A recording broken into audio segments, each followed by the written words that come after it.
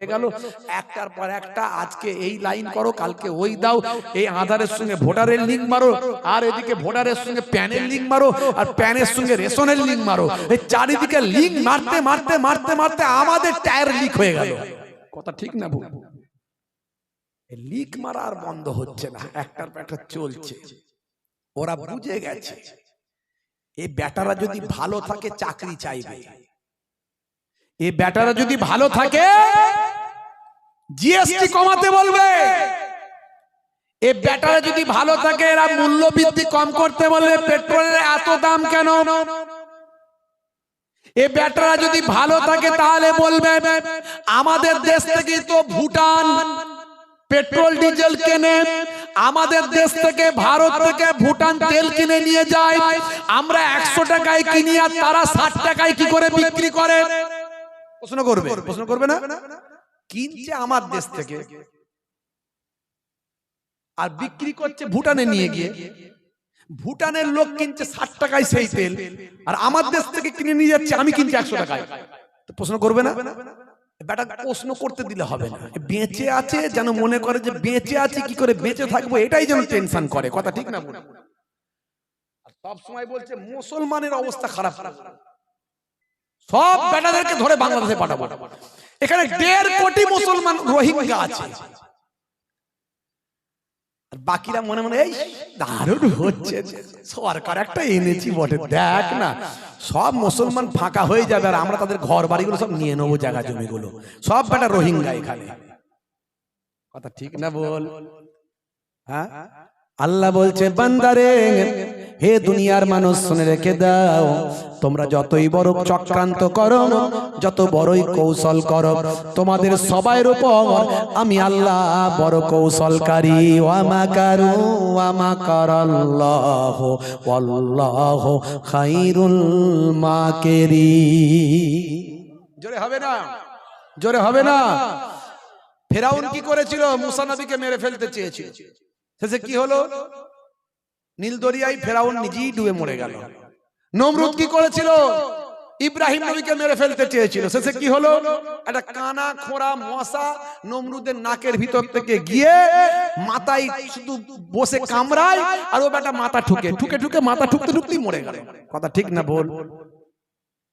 হে তরুণ যুবকেরা, আবু জাহেল চেয়েছিল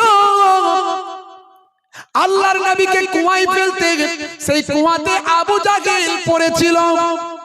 হে মুসলমান একটু শোনো, এই লড়াইটা হিন্দু মুসলমানের লড়াই নয়। হিন্দু ভাইরা তো আমাদের ভাই, হিন্দু ভাইরা আমাদের রক্তের ভাই। কথা ঠিক না ভুল? হিন্দু ভাইদেরকে আমরা ভালোবাসি, ছোট থেকে একসঙ্গে তো আমরা মিলেমিশে বড় হয়েছি, তাদেরকে আমরা দাদা বলি, তাদের আমরা ছোট, আমরা ভাই, আমরা সংখ্যায় কম। হে তরুণ যুবকেরা, প্রত্যেকটা দেশেরই উচিত, সেটা বাংলাদেশ হোক আর পাকিস্তান হোক আর আমেরিকা হোক আর ব্রিটেন হোক, সংখ্যাগুরু মানুষদের দায়িত্ব হয় সংখ্যালঘুদের মূল স্রোতে নিয়ে যাওয়া। তাহলে সমাজে যদি সংখ্যালঘু আর সংখ্যাগুরু যদি কাঁধে কাঁধ দিয়ে চলে, সেই দেশটার অনেক উন্নতি হয়।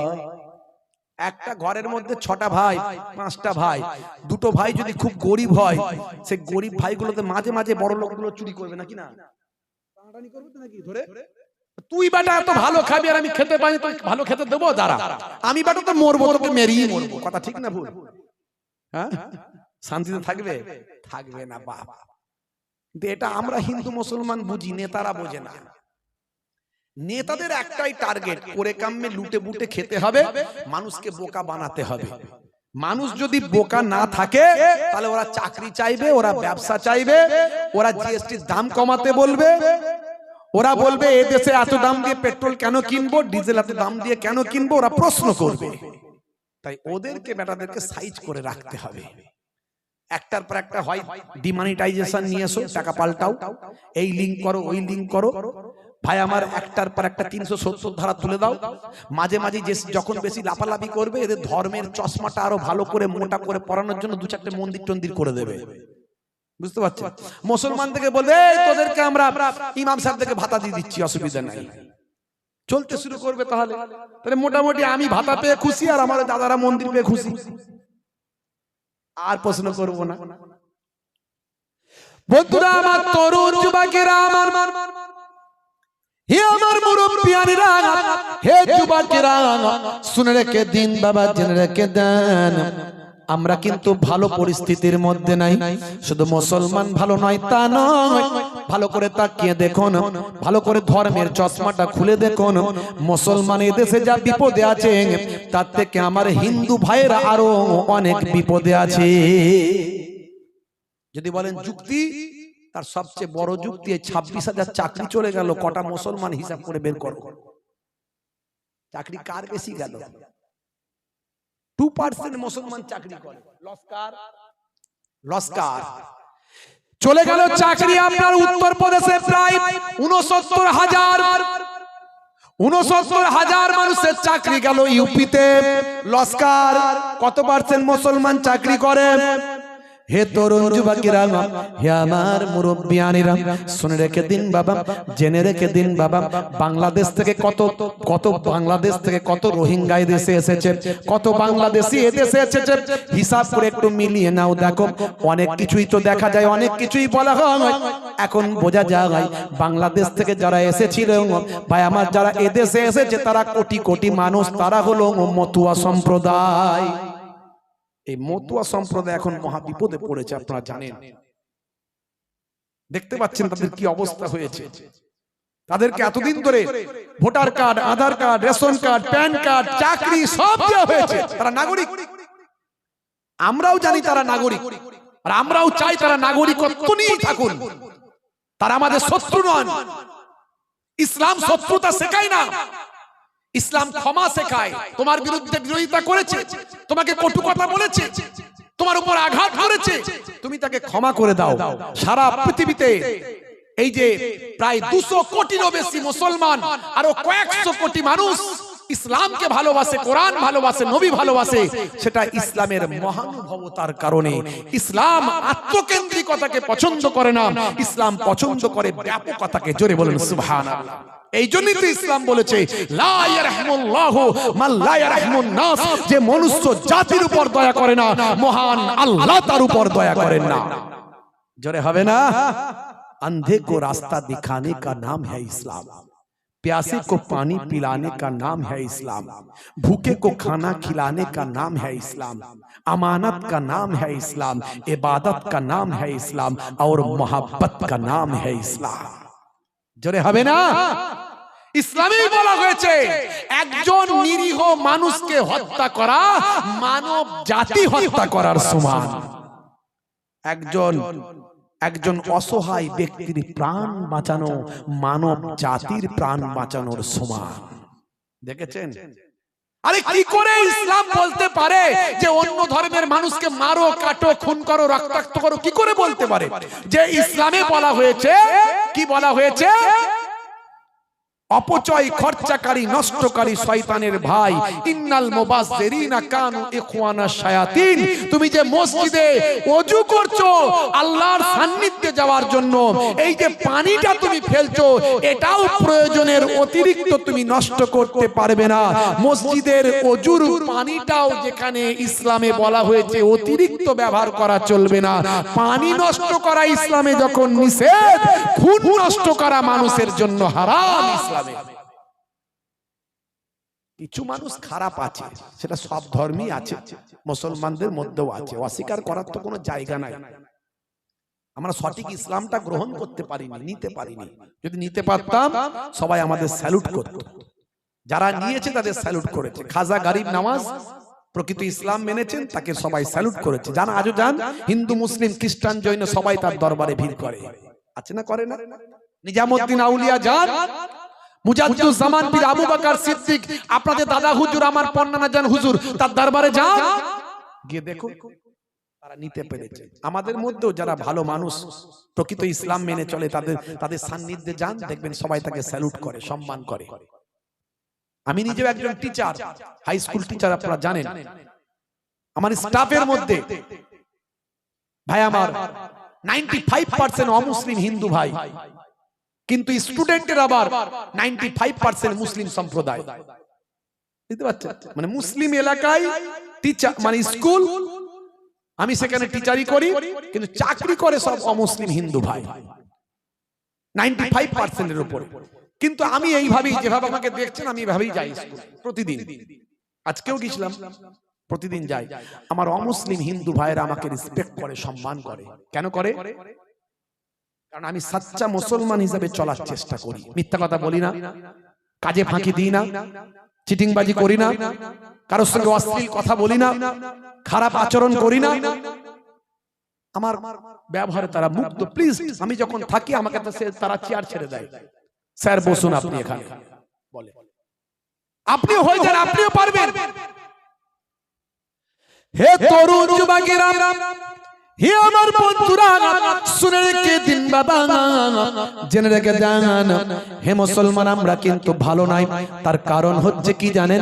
ওই যে বললাম, যারা আল্লাহ ভুলে যাবে, নবী ভুলে যাবে, আল্লাহর নির্দেশনাকে ছেড়ে দেবে, আমার আল্লাহ বলছেন তোমরা ক্ষতিগ্রস্তদের অন্তর্ভুক্ত হবে।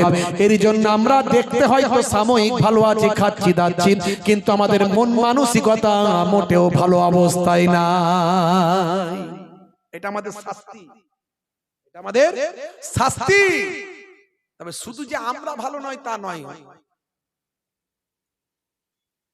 অনেকেই ভালো নয়। কত বড় বড় নেতা মন্ত্রী ভালো নয়।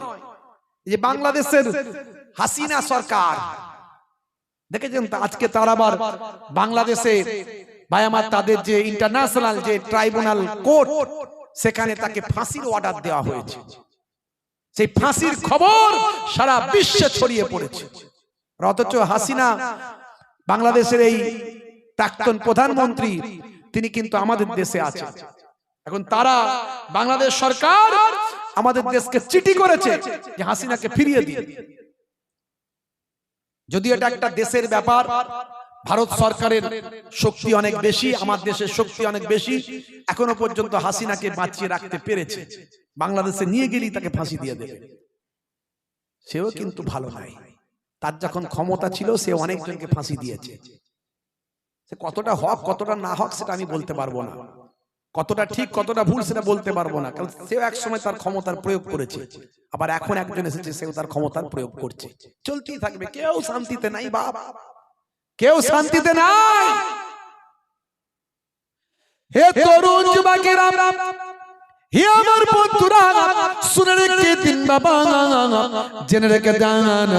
এরই জন্য বলবো, কে আপনার শত্রুতা করলো, কে আপনার উপর অত্যাচার করলো, কে জুলুম করলো, কে আপনাকে অপমানিত করলো, কে লাঞ্ছিত করলো, এসব চিন্তা আপনি পরে করবেন। আপনার যেটা করার আপনি করুন, কিন্তু মনে রাখবেন সবকিছুর স্টায়ারিং আছে একজনের হাতে। তিনি আর অন্য কেউ নন, তিনি হলেন মহান আল্লাহ তাআলা। আমার আল্লাহ তাই বলছেন, বান্দা তোরা আমার হয়ে যা, আমি আল্লাহ তোদের হয়ে যাব। মাল্লাহুল মাওলা ফালাহুল কুল, বান্দা যখন আল্লাহর হয়ে যায়, কুল মাখলুকাত তার গোলাম হয়ে যায়। তোমরা আল্লাহর হয়ে যাও, আল্লাহ তোমাদের হয়ে যাবে। আল্লাহ বলছেন বান্দারে, এত নিয়ামত আমি দিয়েছি, এত নিয়ামত দেওয়ার পরে তোরা কেমন করে আমার অস্বীকার করিস, কেমন করে আমাকে ভুলে থাকিস? হে দুনিয়ার মানুষ শুনে রেখে দাও, কাইফা তাকফুরুন, তোমরা কেমন করে কুফরি করো আমি আল্লাহর সঙ্গে। এই পৃথিবীতে আসার আগে তোমরা কোথায় ছিলে তোমরা জানো না? আমি আল্লাহ বলি ওয়াকুনতুম আমওয়াতান, তোমরা ছিলে মৃত, ফাআহিয়াকুম, আমি তোমাদের জীবন দিয়েছি, সুম্মা ইউমিতুকুম, আবার তোমরা মারা যাবে। এই পৃথিবী ছেড়ে তোমরা মারা যাবে, তোমরা এই পৃথিবী ছেড়ে চলে যাবে। সুম্মা ইলাইহি তুরজাউন, তোমাদেরকে আমি আল্লাহ আমার কাছে ফিরতে হবে। হে মানুষ শুনে রেখে দাও, জেনে রেখে দাও, কিসের অহংকার কিসের তাকাব্বুরি হে যুবক।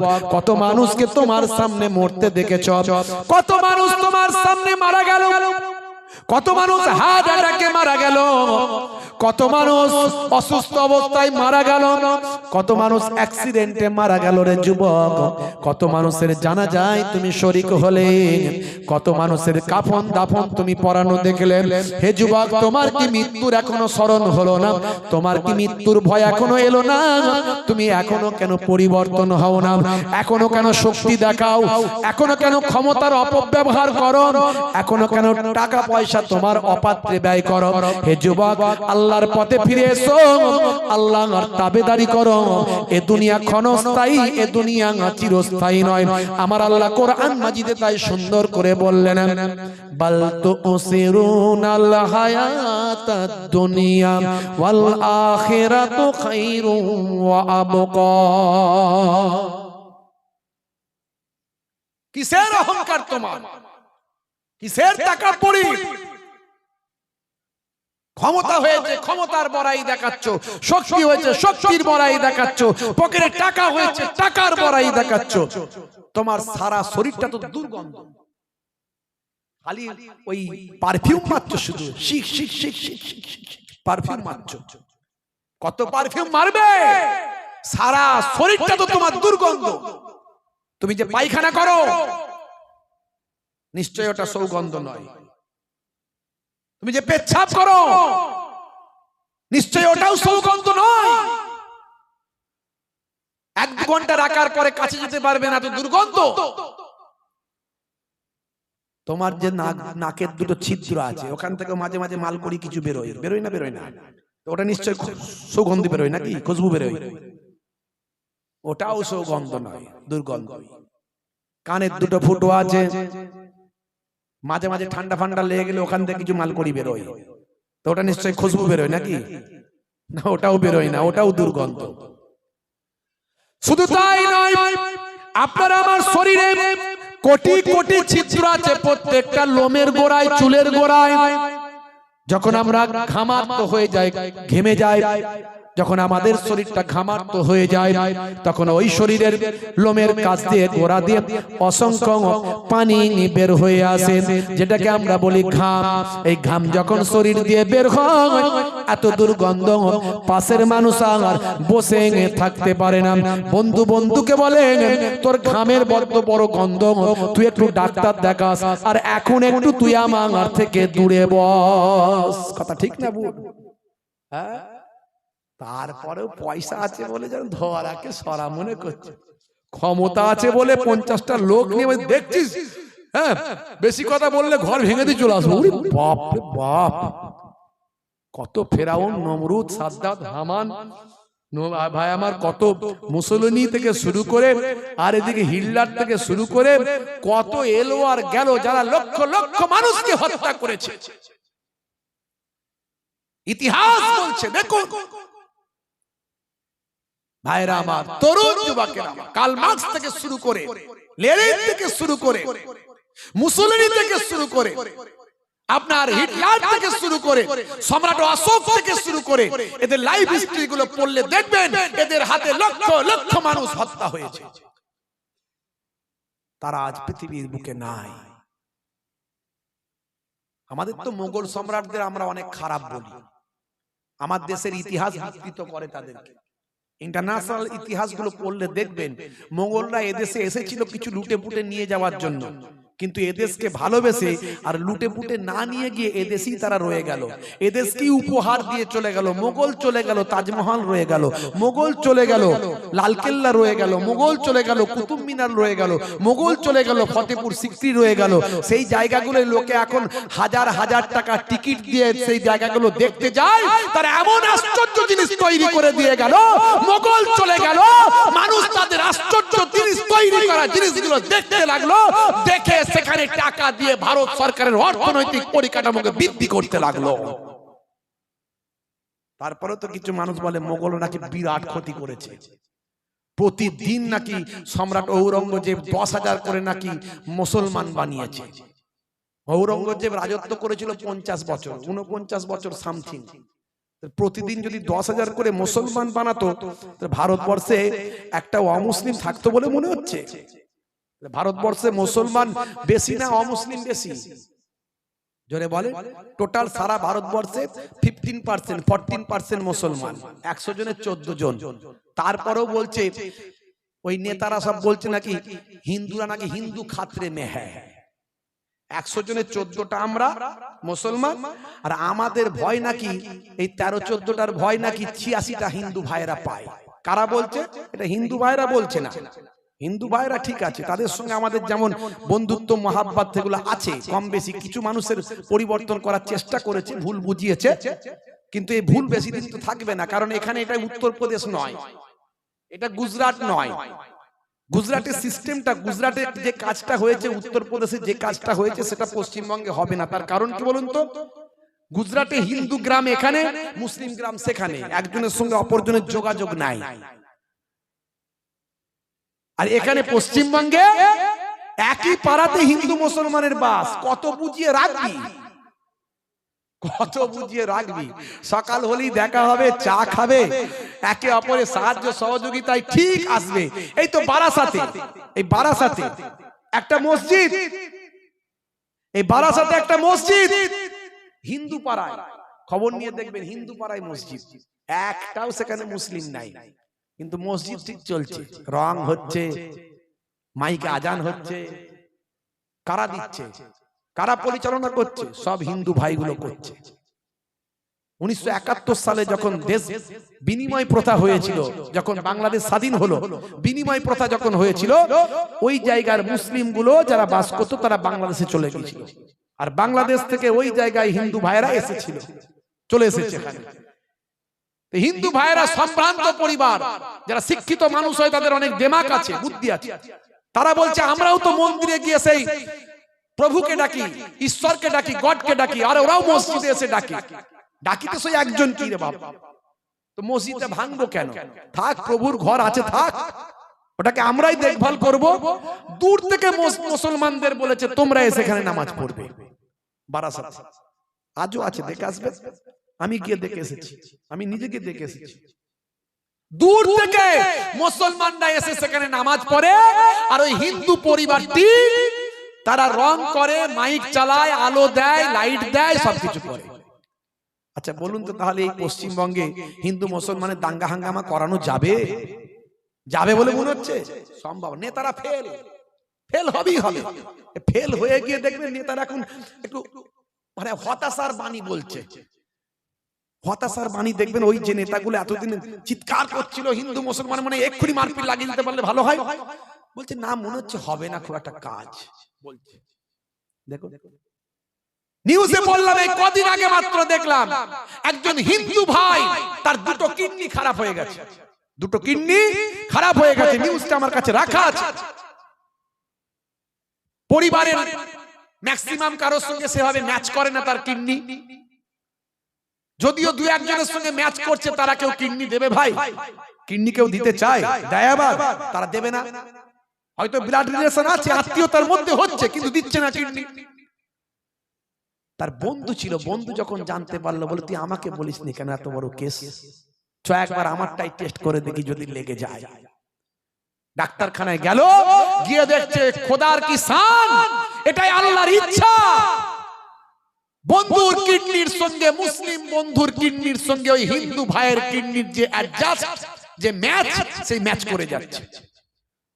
দুজনের চোখ দিয়ে অশ্রু ঝরছে। বন্ধু কি বলছিস? চিন্তা করিস না, তুই মরবি না, আমার কিডনি তোকে দেব, আমার দুটোর জায়গায় একটা হলেই চলবে, আমার থেকে একটা তোকে দেব, তুই আমার বন্ধু, আর এটাই আমাদের কালচার। আমার কিডনি তোর ভিতরে গিয়ে বেঁচে থাকবে, আমার বন্ধুত্ব বেঁচে থাকবে। এইটাই হলো বাংলা, এটাই হলো রামকৃষ্ণের দেশ, এটাই হলো স্বামী বিবেকানন্দের দেশ, এটাই হলো পীর আবু বকর সিদ্দিকের দেশ। এটা যোগীর দেশ নয়। আমরা শ্রী রামকৃষ্ণ পরমহংসদেবকে স্যালুট করি, আমরা স্বামী বিবেকানন্দজিকে স্যালুট করি, আমরা যোগীকে করি না। যোগীর গেরুয়াটা স্বামী বিবেকানন্দের গেরুয়া নয়। যোগীজির গেরুয়া স্বামী বিবেকানন্দজির গেরুয়া নয়। গেরুয়াকে সম্মান করি, গেরুয়া হলো ত্যাগের প্রতীক। ওই গেরুয়া, যে গেরুয়াটা স্বামী বিবেকানন্দজি পড়েছেন, তিনি বলেছেন হারিমুচি চন্ডাল ভারতবাসী আমার ভাই। কোন ধর্মীয় বিভাজন করেনি, হিন্দু মুসলমানের লড়াই করেননি, তিনি সম্প্রীতির বার্তা দিয়েছেন, জীবে প্রেম করার কথা বলেছেন। জীবে প্রেম করে যেই জন সেই জন সেবিতে ঈশ্বর। তিনি বলেছেন ভাইরা আমার। আর ওই যোগীজি বলেছে, যোগীজি কি বলেছে? মুসলিম মহিলাদের নাকি কবর থেকে তুলে ধর্ষণ করো। ছি ছি ছি ছি ছি ছি। এরা ধর্মগুরু, এরা ধর্মগুরু। কিছু আমাদের মুসলিমদেরও আছে, বাংলাদেশ থেকে মাঝে মাঝে ভিডিওগুলো দেখি, খুব উগ্র। এদের জন্য পরিবেশ খারাপ হয়। এদেশের কিছু ধর্মগুরু হিন্দু ভাইদের আছে, আর ও দেশের কিছু মুসলিমদের মধ্যে আছে। এরা আমাদের এই পাশাপাশি দুটো বাঙালি এলাকা, তো আমরাও বাংলা বলি, ওরাও বাংলা বলে, মিলটা তো ভালো আছে। ওখানে কিছু হলে এখানে খবর আসে, এখানে কিছু হলে খবর হয়। এখানে কিছু মুসলমানদের উপরে অত্যাচার জুলুম করলে উত্তরপ্রদেশ থেকে শুরু করে কোথাও কিছু হলে বাংলাদেশে দেখবে হিন্দু খাতরে মে হ্যাঁ, হিন্দুদের উপরে জুলুম চলছে। আবার ওখানে কিছু হলে এখানে চলে। মানে খুব সমস্যা আমরা পড়েছি, পরিস্থিতি খুব খারাপ। ভাইরা আমার, তরুণ যুবকেরা আমার, ছেলেদেরকে শিক্ষিত করুন, বাচ্চাদেরকে শিক্ষিত করুন, পড়ান পড়ান। কোন চক্রান্ত কাজ হবে না, ভয় পাওয়ার কোনো কারণ নাই। আমরা হিন্দু মুসলমান যেমন মিলেমিশে ছিলাম, আছি এবং থাকবো। চক্রান্তকারীরা চক্রান্ত করে আমাদের মাঝখানে বিভাজন করার চেষ্টা করছে। তারা বোঝানোর চেষ্টা করছে এই যে ভারতবর্ষে 14টা মুসলমান আছে, 14%, এটা 86% মুসলমানের জন্য, হিন্দুদের জন্য বিপদ। তারা বোঝানোর চেষ্টা করছে হিন্দু খাতরে মে হ্যাঁ, হিন্দু খাতরে মে হ্যাঁ, হিন্দু রাষ্ট্র চাই, হিন্দু রাষ্ট্র চাই। আমি বলি হিন্দু রাষ্ট্র নয়, কি এটা মুসলিম রাষ্ট্র? এটা কি মুসলিম রাষ্ট্র নাকি? ভারতবর্ষের প্রধানমন্ত্রী হিন্দু, ভারতবর্ষের রাষ্ট্রপতি হিন্দু, ভারতবর্ষের যত রাজ্যপাল আছে সব হিন্দু, প্রত্যেকটা রাজ্যের মুখ্যমন্ত্রী এক একজন ছাড়া সব হিন্দু, বড় বড় যারা অফিসার লেভেলে আছে সব হিন্দু। খাতায় কলমে তো করে দিলেই হয় হিন্দু রাষ্ট্র, আমাদের তো কোনো আপত্তি নাই। আমরা তো শ্রী রামকৃষ্ণ দেবের হিন্দু রাষ্ট্র দেখতে চাই। আমরা তো স্বামী বিবেকানন্দজির হিন্দু রাষ্ট্র হোক এটা চাই।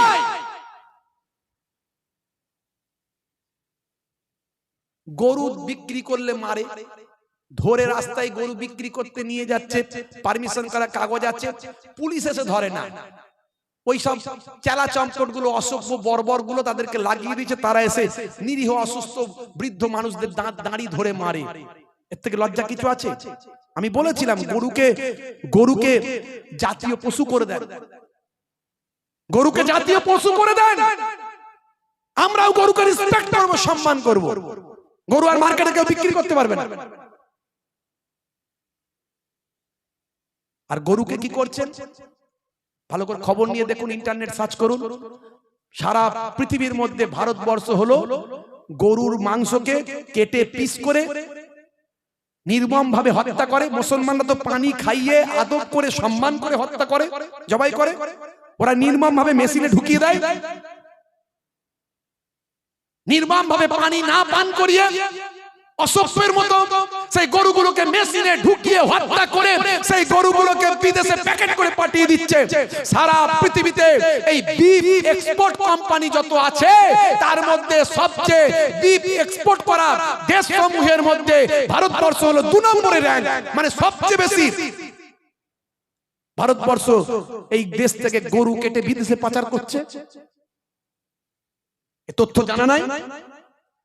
খবর নিন, ইন্টারনেট সার্চ করুন, গুগল সার্চ করুন।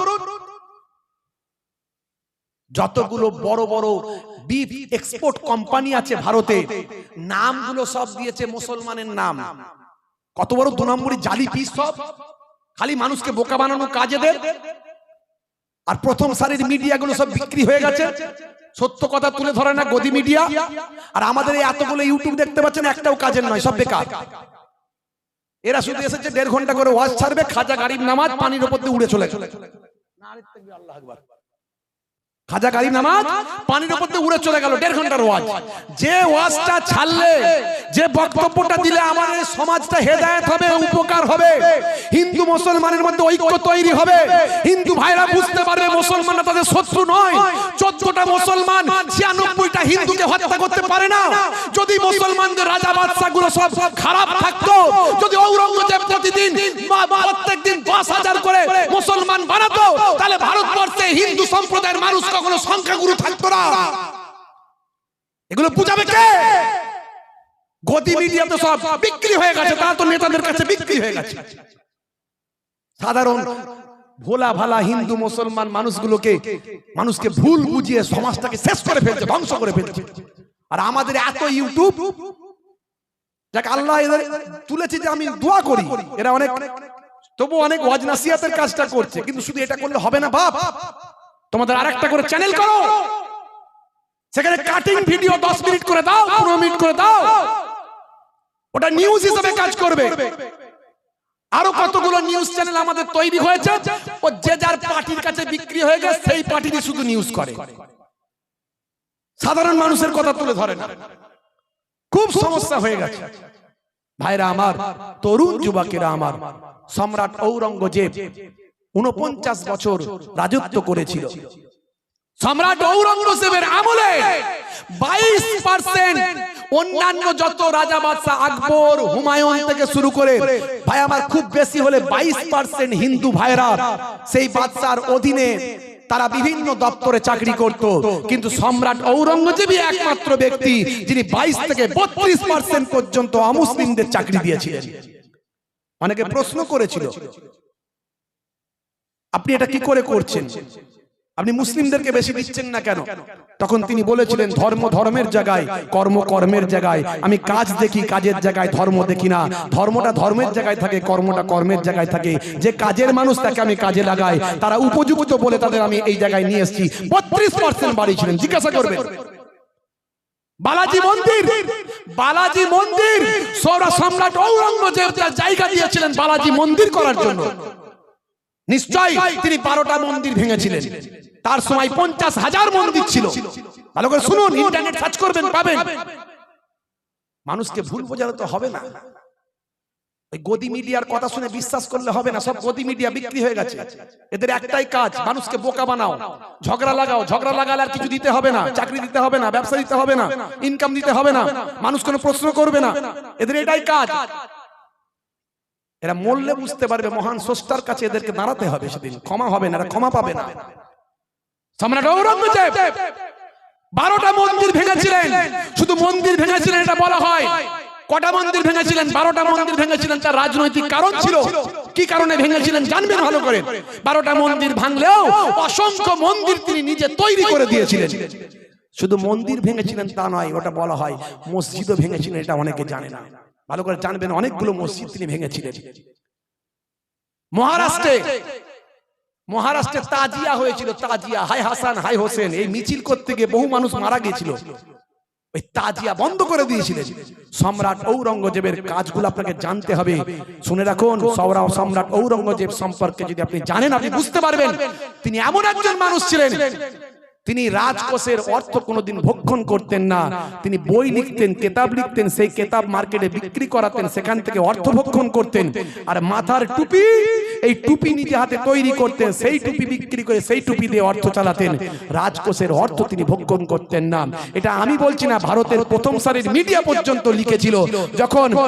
যখন ওই ঔরঙ্গজেব রোডটা চেঞ্জ করা হচ্ছিল, তখন আমার বাংলার বড় বড় মিডিয়াগুলো এই তথ্যটা দিয়েছিল, সেটাও আমার কাছে রাখা আছে।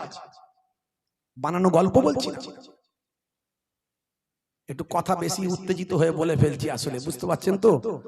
কারণ এমনি মানুষজন ফাঁকা ছিল, যাকে একটু এসে বসে মোটামুটি হয়েছে, ম্যানেজ হয়েছে। হ্যাঁ, তার উপরে পরিবেশ পরিস্থিতি যা চলছি আমরা, খুব খারাপ লাগছে আমাদের সমাজের অবস্থা দেখে।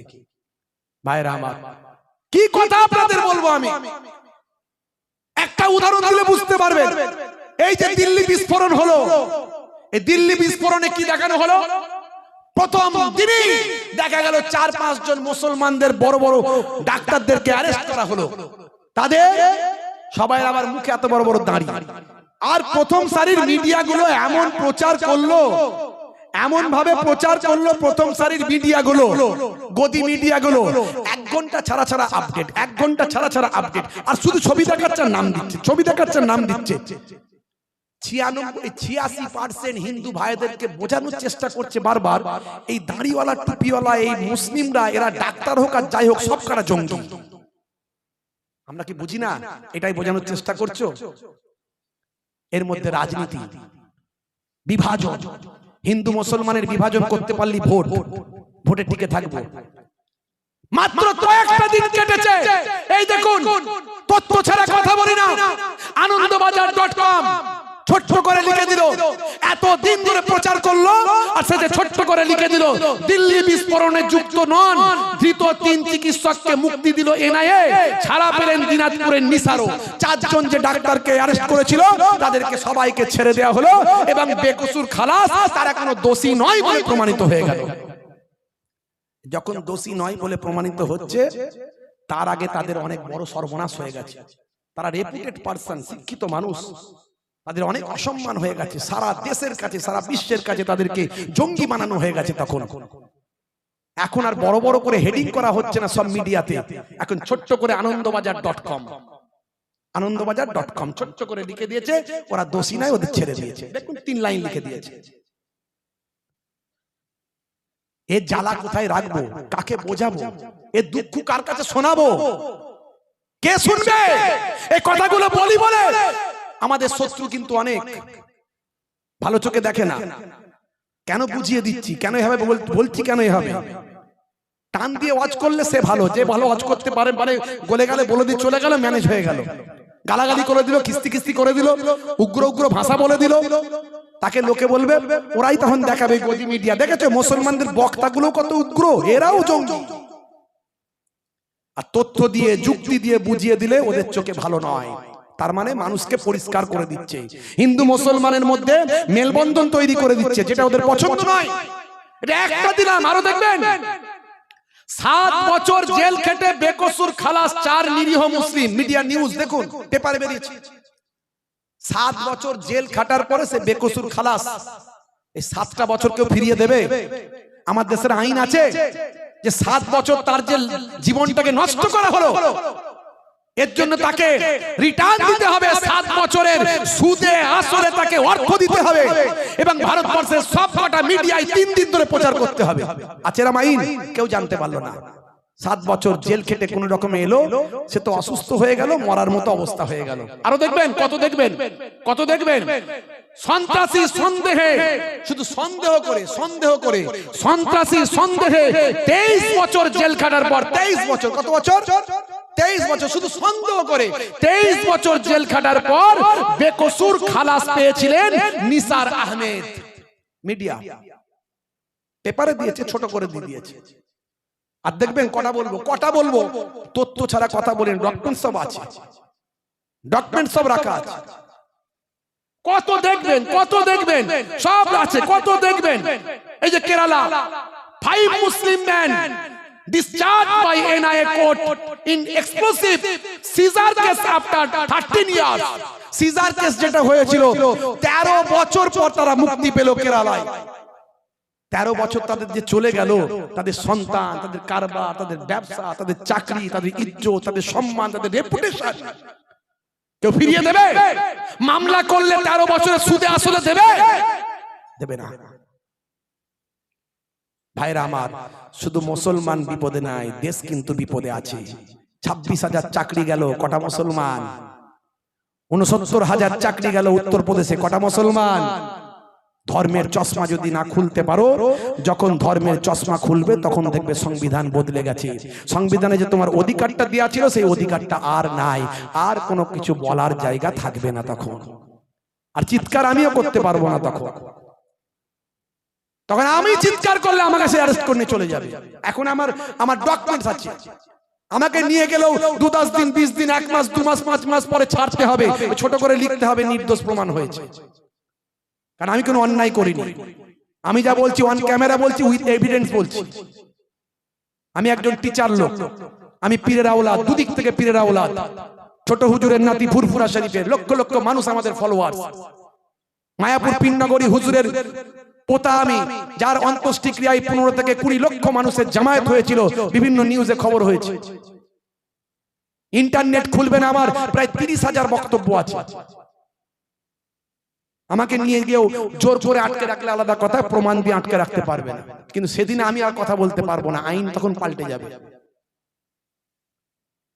হে তরুণ যুবকেরা, হে আমার বন্ধুরা শুনে রেখে দিন বাবা, জেনে রেখে দেন। হে মুসলমান একটু লক্ষ্য করুন, হে তরুণ যুবকেরা একটু খেয়াল করুন, আজ থেকে প্রতিজ্ঞা করুন সাচ্চা মুসলমান হয়ে যাবেন। সাচ্চা মুসলমান যদি আপনি হয়ে যান তাহলে দুনিয়াতেও কামিয়াবি পাবেন আর আখিরাতেও কামিয়াবি পাবেন। সাচ্চা মুসলমান যদি আপনি হয়ে যান আপনি নবীর সুন্নতকে মেনে চলবেন। সাচ্চা মুসলমান যদি হয়ে যান আপনি সাচ্চা দেশপ্রেমিক হবেন। হে তরুণ যুবকেরা, যারা মুসলমানরা এই দেশের জন্য জীবন দিয়েছেন তারা প্রকৃত সব সাচ্চা মুসলমান ছিল। হে তরুণ যুবকেরা, আজ ওই ইন্ডিয়া গেটে গিয়ে আপনি একবার দেখে আসুন দিল্লিতে। সেখানে গিয়ে দেখবেন আমাদের ভারতের স্বাধীনতা সংগ্রামে ইংরেজদের বিরুদ্ধে লড়াই করেছিল যে সমস্ত বিপ্লবীরা, তাদের নামগুলো সেখানে ভাই আমার খোদাই করে লেখা আছে। আমি নিজেও সেখানে গিয়েছি। সেখানে গিয়ে আপনি দেখে আসবেন কিছু কম বেশি ভাই আমার 93,000 স্বাধীনতা সংগ্রামীদের নাম আছে। হে দুনিয়ার মানুষ শোনো, মুসলমানরা এই দেশকে কেমন ভালোবাসে তার অনেক প্রমাণের দরকার না, একটা প্রমাণই যথেষ্ট। এই 93,000 সামথিং স্বাধীনতা সংগ্রামীদের নাম ইন্ডিয়া গেটে আজও লেখা আছে খোদাই করে। সেখানে গিয়ে দেখেছো তার মধ্যে কিছু কম বেশি 63,000 মুসলমানের নাম। জোরে সুবহানাল্লাহ বলা গেল নি? আর জোরে বলা যাবে না? আর বড় প্রমাণ লাগবে মুসলমানরা দেশকে কেমন ভালোবাসে। কিন্তু বড় দুঃখ লাগে, এত বড় একটা দ্বিতীয় বৃহত্তম জনগোষ্ঠী মুসলমান ভারতবর্ষে বাস করে প্রায় 30 থেকে 40 কোটি। এই 40 কোটি মানুষের ভাবাবেগকে নিয়ে যেভাবে খেলা হচ্ছে, তাতে যে কোনো সময় ভয়ঙ্কর কিছু ঘটে গেলে আশ্চর্য হওয়ার কিছু নাই। মানুষ ঘুমিয়ে আছে, ঘুমন্ত বাঘ ঘুমিয়ে থাকে, কিন্তু বারবার লেজেতে খোঁচা দিলে তারও তো একটা রাগ আছে রে বাবু, নাকি? মিটুলি সাপেরও তো ভাই আমার ওই কামড়ানো দাঁতটা আছে। তখন কি করবে? তখন তার কোনো কথা বলে লাভ হবে না। অর্থাৎ আমাদের লিডারদের ভাবতে হবে তারা কোন পথে দেশটাকে নিয়ে যাবে। হে তরুণ যুবকেরা, হে আমার বন্ধুরা, হে আমার মুরব্বিয়ানেরা, শুনে রেখে দিন বাবা, জেনে রেখে দেন। হে মুসলমান একটু লক্ষ্য করুন। আপনাদের মাঝখানে একটা ছোট্ট উদাহরণ দিয়ে শেষ করি। কষ্ট হচ্ছে আপনাদের? সবাই বলেন কষ্ট হচ্ছে? লোক তো ফাঁকা, যা কিছু যে এসে বসেছেন আমার কপাল ভালো যে বলেটা এসে বসেছেন, আলহামদুলিল্লাহ। কি বলছেন, শেষ করে দেবো না হবে? সবাই বলছেন। কারা কারা চান না হাত তুলে দেখান। সত্যি চান না? না চান? ঝোঁকে ঝোঁকে ঝোঁকে হয়ে গেছে। মানে অনেক ওয়াজ শুনেছেন তো, আর কত মনে রাখবেন, ঝোঁকে উঠে যাচ্ছে। কি কথা ঠিক না? মাশাআল্লাহ। এবার বলেন তো দেখি কারা কারা চান, হাত তুলে দেখান তো দেখি। নারে তাকবীর, নারে তাকবীর। মাশাআল্লাহ মাশাআল্লাহ। একটা ছোট্ট নমুনা দেবো, বেশি রাত করব না। এমনি প্রথম থেকে আমি বলেছিলাম দোয়া করে ছেড়ে দেবো, তা আপনারা এসে বসেছেন বলে কিছু কথা বলে ফেলছি।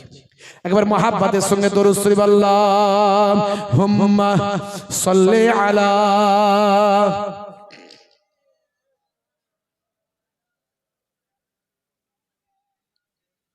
ওয়া আলা আলি সাইয়্যিদিনা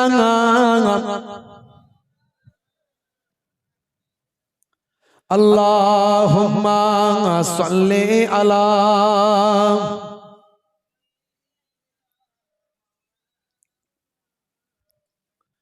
ওয়া আলা আলি আইলা মুহাম্মদ দরুদ সালাম, আইলা মুহাম্মদ দরুদ সালাম, তুমি যে মনিব আমার, আমি যে গোলাম। আমি তখন মক্কা শরীফে ছিলাম।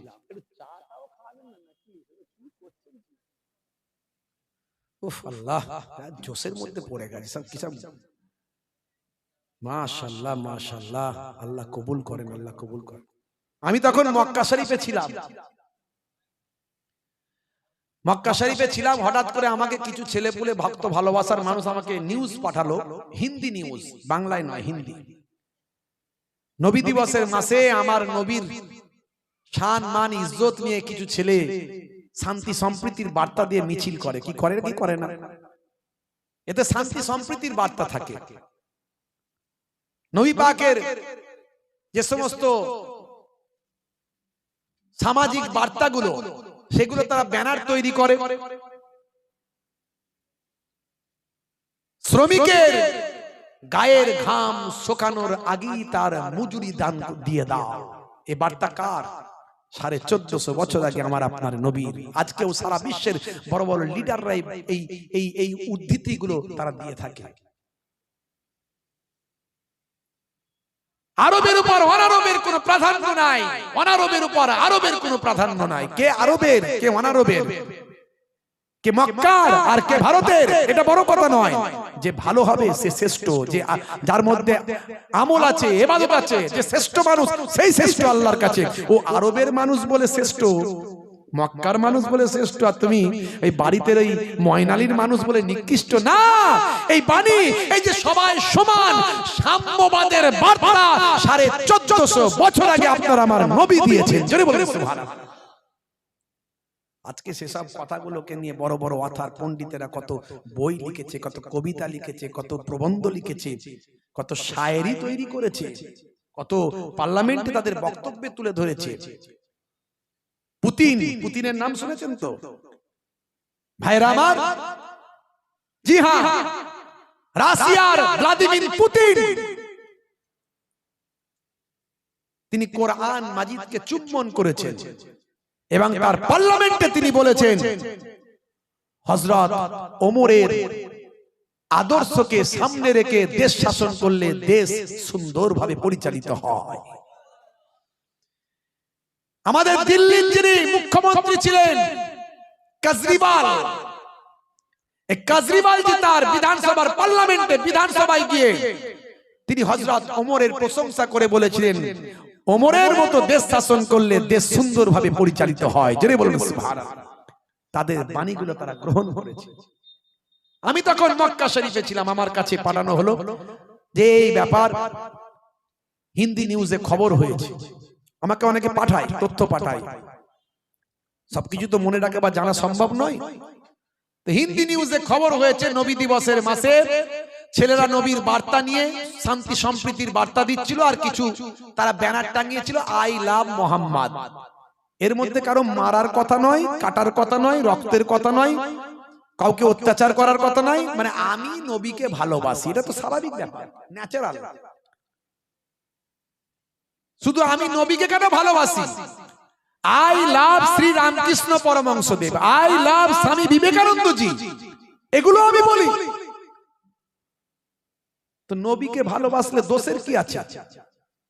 উত্তরপ্রদেশের যোগীজির সরকারের যোগীজির পুলিশের আর হজম হলো না, তাদেরকে মারধর এটা ওটা করে 12টা বাজিয়ে জেলে ফেলে নিয়ে গিয়ে বুলডোজার বাবা তো নাম হয়ে গেছে, সে বুলডোজার দিয়ে ঘর বাড়ি ভেঙে সব কেস কাচারি দিয়ে 12টা বাজিয়ে দিল। কিন্তু আমাদের ইমানি দায়িত্ব আছে, যতক্ষণ ক্ষমতা আছে গলা না চেপে ধরে ততক্ষণ অন্যায়ের বিরুদ্ধে প্রতিবাদ করা আমার ঈমান। জোরে বলুন সুবহানাল্লাহ। আমি কাবা শরীফের সামনে তখন আমি এই বিরুদ্ধে প্রতিবাদ করলাম। তখন পশ্চিমবঙ্গের মানুষ কিন্তু কেউ জানে না, ঘটনা জানে না। প্রথম আমি প্রতিবাদ করলাম, করার পরে আমার বক্তব্য একদম দ্রুত গতিতে ভাইরাল হলো, পশ্চিমবঙ্গের সব মানুষের কাছে পৌঁছে গেল। তারপর পশ্চিমবঙ্গের বড় বড় আলেম, বক্তা, সুবুদ্ধি সম্পন্ন মানুষ, সমাজকর্মী, সোশ্যাল ওয়ার্কার, তারা দেখলো সত্যি তো এটা অন্যায় হয়েছে, প্রতিবাদ করতে হবে, তারা প্রতিবাদ করেছে। প্রথমে আমার বক্তব্যের পরেই সবাই প্রতিবাদ শুরু করেছে। আমি মদিনা শরীফে গেলাম, নবী পাকের রওজায়, সেখানে যাওয়ার পরে আমার মনটা বড় কষ্ট হলো। আমার নবীর সবুজ গম্বুজ দেখে, আহারে আমার নবী দয়ার নবী, মায়ার নবী, কোনদিন জাতি ধর্ম ভেদাভেদ তিনি করেননি, শান্তি সম্প্রীতির বার্তা দিয়েছেন, তিনি মানুষের দুঃখ দুর্দশায় বিপদে পাশে দাঁড়িয়েছেন, না খেয়ে অনাহারে থেকে অন্যকে খাইয়েছেন। আর সেই মহানবীর নিয়ে এত বড় অপমান, এত বড় কটূক্তি, আমার নবীর অসম্মান, আমার নবীকে নিয়ে একটু কবিতা লিখতে হবে। জানেন আমি একটু ভাঙাচোরা কবি, আবার একটু সময় পেলে 2-4 লাইন করে লিখে ফেলি। তা আমি সেখানে এই কবিতাটা লেখার আইলা মুহাম্মদ দরুদ ও সালাম, আইলা মুহাম্মদ দরুদ ও সালাম, তুমি যে মনিব আমার, আমি যে গোলাম। জোরে হবে না? এটাও ভাইরাল হয়ে গেছে, প্রায় সবাই শুনে ফেলেছে। কেন লিখেছিলাম সেটা বললাম। আইলা মুহাম্মদ দরুদ ও সালাম, আইলা মুহাম্মদ দরুদ ও সালাম, তুমি যে মনিব আমার, আমি যে গোলাম। জোরে হবে না? আর জোরে হবে না? তোমারই ব্যানার দেখো ছিঁড়ে ফেলেছে, কত আশিকের দেখো জুলুম করেছে। তোমারই ব্যানার দেখো ছিঁড়ে ফেলেছে, কত আশিকের দেখো জুলুম করেছে। না জেনে না বুঝে অন্যায় করেছেন, না জেনে না বুঝে অন্যায় করেছেন। তোমার আশিকদের ইশক জেগেছে। জোরে হবে না? জোরে হবে না? এত সুন্দর কথা নিজে লিখে নিজে মুখে শোনাচ্ছি, তাও জোরে সুবহানাল্লাহ দিচ্ছেন না, তাহলে কি হবে বলেন দিন? আমাদের বিপদ আছে না? বলেন, রাগ করবেন না, মাঝে মাঝে মজাক করে নিচ্ছি একটু। হ্যাঁ, পাবেন এরকম নিজে লিখে নিজে গাওয়া, কটা হুজুর গাইবে। হ্যাঁ, আং পাং তাং অনেক কিছু বলে দেবো, উড়িয়ে দেবো, এই করে দেবো, সেই করে দেবো, ওই হলেই হলো না কি? কাজের জায়গায় কাজ করে দেখাতে হবে, কথা ঠিক না ভুল? হ্যাঁ, আর যে কাজ করে বলে কম, যে কাজ করে বলে কম। জি হ্যাঁ, তবে কাজটা হবে ন্যায়ের উপরে, সততার উপরে, হ্যাঁ, সংবিধানের উপরে, ন্যায্যতার উপরে, মানুষের জন্য, হিন্দু মুসলমান খ্রিস্টান জৈন সকলের জন্য। এর নাম ইসলাম। জোরে বলুন সুবহানাল্লাহ। জোরে হবে না? আর জোরে হবে না? ও গো নবী দয়াময় ক্ষমা করো, ওরা তোমায় চেনে না, রহম করো। ও গো নবী দয়াময় ক্ষমা করো, ওরা তোমায় চেনে না, রহম করো। তুমি কত দয়াবান, তুমি কত মেহেরবান, তুমি কত দয়াবান, তুমি কত মেহেরবান। মাইকেল জ্যাকসনও চিনেছিল। জোরে হবে না? জোরে হবে না? আইলা মুহাম্মদ দরুদ ও সালাম, আইলা মুহাম্মদ দরুদ ও সালাম, তুমি যে মনিব আমার, আমি যে গোলাম। আল্লাহুম্মা সাল্লি আলা। জোরে শুনে পড়েন, জোরে শুনে।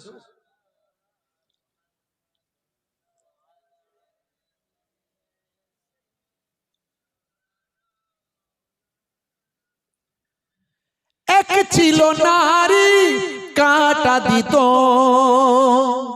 একজন ইহুদি নারী, অমুসলিম। আমার নবীর সম্পর্কে তাকে এমন ভুল বোঝানো হয়েছিল, নবী খুব খারাপ, নবী অমুক, নবী তমুক। সে আমার নবী যে পথ দিয়ে যায়, সে পথে আগে থেকে লুকিয়ে কাঁটা বিছিয়ে দেয়। আমার নবী জানতেন, কখনো কখনো পায়ে ফুটেও যেত, বুঝতে পারতেন।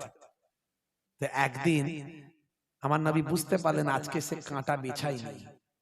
নবী মনে মনে করলেন তাহলে তো নিশ্চয় কিছু একটা অসুবিধা হয়েছে মনে হয়। তার বাড়ির খোঁজ খবর নিয়ে তার বাড়িতে গেলেন। আমি কলমে তুলেছি। এক ছিল নারী কাঁটা দিত, ও গো নবী তোমার কষ্ট হতো। এক ছিল নারী কাঁটা দিত, ও গো নবী তোমার কষ্ট হতো। একদিন বিমারে ওই নারী পড়িলেন, একদিন বিমারে ওই নারী পড়িলেন। তুমি তাকে দেখিতে গেলে ওগো, হাই হাই নবী মুগ্ধ সবাই, হাই হাই নবী মুগ্ধ সবাই। ওই নারী ইমানের সাধটা জেনে পায়। জোরে হবে না? জোরে হবে না? আমার নবী যখন তার বাড়িতে গেল, সে বলে আরে বাপ রে বাপ, আমি যাকে কাঁটা বিছিয়ে কষ্ট দিই, সে আমি কেন কাঁটা বিছাইনি খোঁজ খবর নিতে আমার বাড়ি। মা তোমার কি ট্রিটমেন্টের ব্যবস্থা করব বলো। বলে কি, বাবা মোহাম্মদ তুমি? বলে হ্যাঁ। আরে তোমার নামে এত অপবাদ, এত দুর্নাম, এত খারাপ, এত তুমি এইসব বলে আমার দেশের লোক, আর আমি তো দেখছি তুমি পুরো উল্টো, তোমার মতো মানুষ তো হয়নি আর হবে না। হ্যাঁ, বলে বাবা মোহাম্মদ আমি ভুল করেছি, আমাকে ক্ষমা করে দাও। বাবা কাঁদতে লাগলো, বাবা মোহাম্মদ আমাকে ক্ষমা করে দাও, আর তোমার শিষ্যা আমাকে বানিয়ে নাও, আমি তোমার আদর্শ নিতে চাই। জোরে বলেন সুবহানাল্লাহ। জোরে হবে না? আর জোরে হবে না? আইলা মুহাম্মদ দরুদ সালাম, আইলা মুহাম্মদ দরুদ সালাম, তুমি যে মনিব আমার আমি যে গোলাম, তুমি যে মনিব আমার আমি যে গোলাম। আল্লাহুম্মা সাল্লি আলা, জোরে সরে বলুন, জোরে সরে।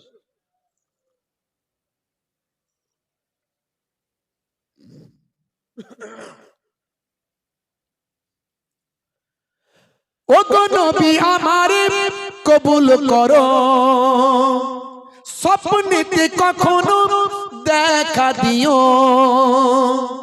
এই দোয়া শুধু মুহিবুল্লাহ হুসাইনের একার নয়, এই দোয়া আমাদের সবাই। একবারও যদি নবীকে স্বপ্নে দেখতে পায়, কথা ঠিক না ভুল?